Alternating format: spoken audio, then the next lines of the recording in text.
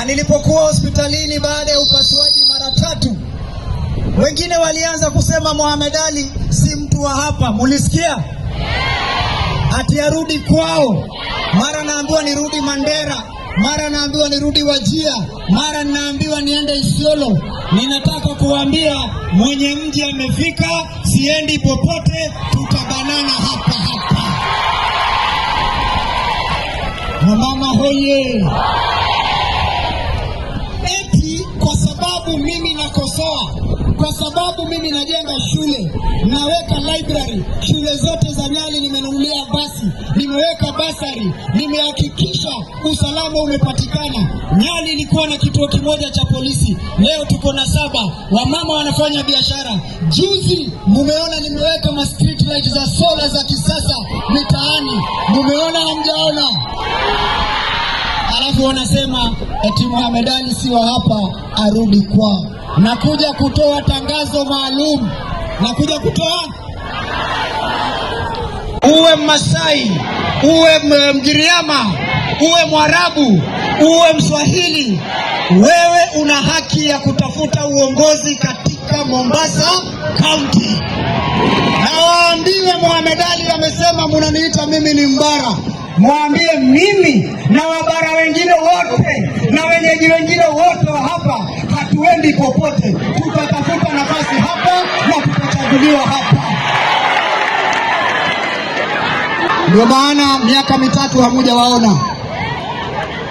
Badala wajenge shule, nasikia wanazunguka, wanaita wamama, wanawafungia mahali kama hapa, kila mama anapewa pakiti ya unga, alafu wanasema sisi ndio viongozi.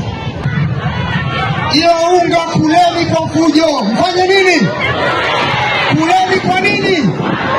Hiyo ni pesa yenu wameiba. Wamekataa kutengeneza hospitali, wamekataa kujenga barabara, wamekataa kuandika vijana wenu kazi. Kuleni hiyo pesa kwa mpigo, na siku ikifika pigieni handsome boy.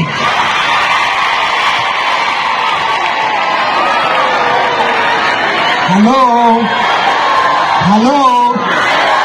Eti siku ikifika mpigie nani? Waambie hichi chuma cha reli. Waungane wote. Tena nawataja kwa majina, siogopi.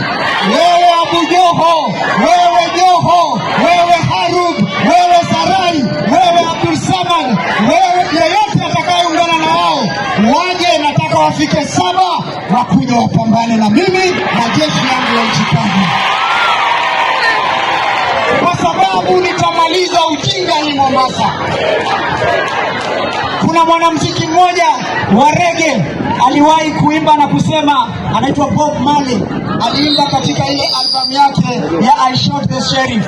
Aliweza kusema, every time I plant the seed, he said kill them before they grow. Yaani matajiri na hawa wanasiasa bandia, kauli mbiu yao ni moja, kuua watoto wa maskini. Watawaua vipi? Wanasema njia rahisi ya kumaliza mtoto wa maskini, mnyime elimu.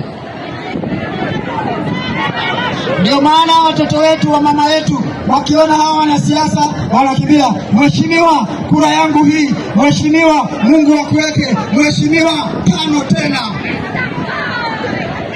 Badala asimame, anyenyekee, aseme poleni sana, sijafanya hii nitafanya, anakimbizwa akiombwa pesa ili watoto wa maskini waliokosa elimu wanaweza kumwabudu.